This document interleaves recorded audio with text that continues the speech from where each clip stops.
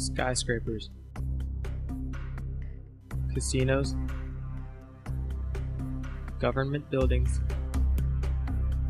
schools, hotels, and your own house.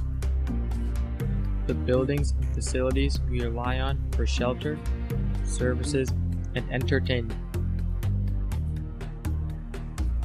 Well, there are traditional styles, contemporary styles. Some people like things that are more eclectic, where they're mixed. Everybody has different preferences. Some people like things that have big, soft curves, where they feel enveloped and kind of cozy, whereas sleek lines has kind of a whole different presence to it. But what we don't see is the psychological factor behind the design and construction. If we get out of the train, in this case, we are attracted by the light and we want to walk towards the light. When we arrive there, we will see that we can't get out of the station from there, which we expected. And in that way, we feel trapped. A wooden floor is a natural material, and humans are more connected with natural materials, so that makes the environment more friendly. And this, in contrast with the rough walls, makes the space a real refuge from the outer world. What we don't realize at first glance is how even the subtle differences affect your mood and how you think. There's different things that people are attracted to, and everybody is different. I think color has a lot to do with mood. There are cooler colors that have a different feeling than warmer colors. Like hot colors have a lot of vibrancy to them, make you feel very energetic, where softer, cooler colors tend to make you, it's more peaceful, calm. But there's different ways of interpreting color and different combinations of color that can really influence how people feel when they come into a room. Having an area of personal territory in a public space, like in an office or classroom, is a key feature of many architectural design. Having such defensible space can reduce the negative effects of crowding in urban environments. Many experiments and studies were done by John B. Calhoun regarding the effects of a confined environment. In one experiment, rats with proper food, shelter, and bedding were put in a confined environment.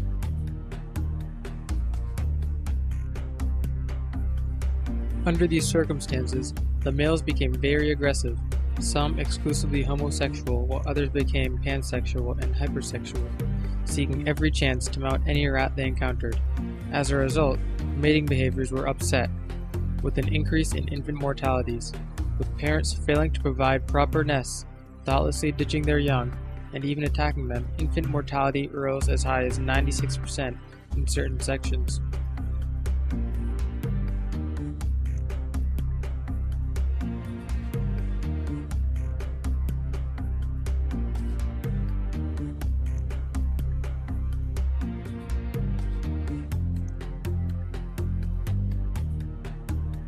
Some factors that can reduce the feeling of being in a crowded room include having windows be open and providing a view of the outdoors, high ceilings.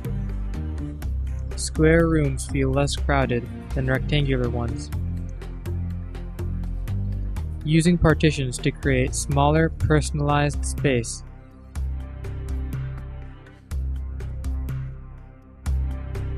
Providing increases in cognitive control over the environment, such as ventilation, light, and privacy. Conducting cognitive appraisal and feelings of crowding in a different setting. For example, you might feel more comfortable in a crowded concert rather than crowded school corridors. Schools don't always provide the proper learning environment due to misconceptions about surrounding productivity. Heard natural light is good. Natural light is also sustainable design. Natural light, and it's not necessarily light that comes in through a window. You know, when people think natural light, think, oh, just put a window in.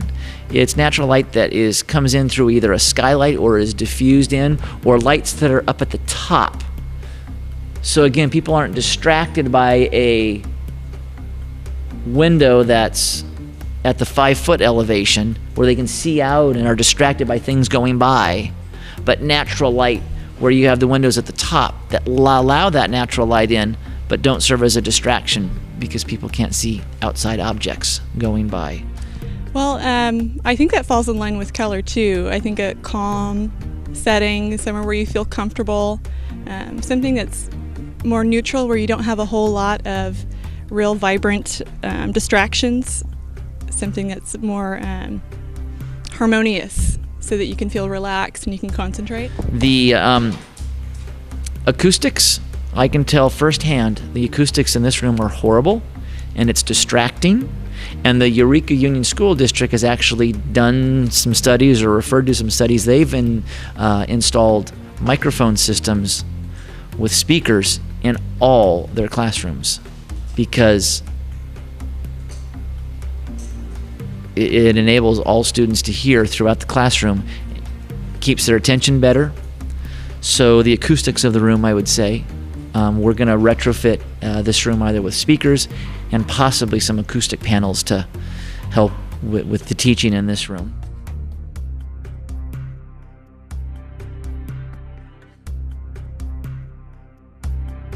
Feng Shui is an ancient Chinese art of organizing surrounding space to provide proper energy flow throughout your environment.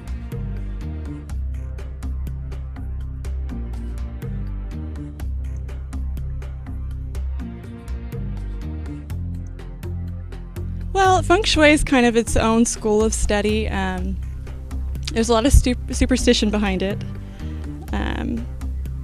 which, people may believe or may not believe. I think that there is definitely a balance and proportion that any room, needs to work around so that it feels pleasing to the eye. And finding that is what makes a room feel good. I actually worked on a house. I was a contractor on a house that was designed Feng Shui. We're using those methods. I don't know if it works. Do I believe it works? I don't have enough experience. I don't live in a house that has Feng Shui design. It has some very unique characteristics. One that I remember, you're on a 2-story house that has Feng Shui. The staircase is not supposed to face anywhere near the front door. And if you think about it, most architectural design, contemporary architectural design for residential houses, you walk in the front door and that staircase is pretty darn close to the front door, if not right off the entryway. And that's a big, not supposed to do that in Feng Shui. Is the rearrangement of where your stairs land. We designed it on this house I worked on so that it landed right in the kitchen dining area rather than out at the front door.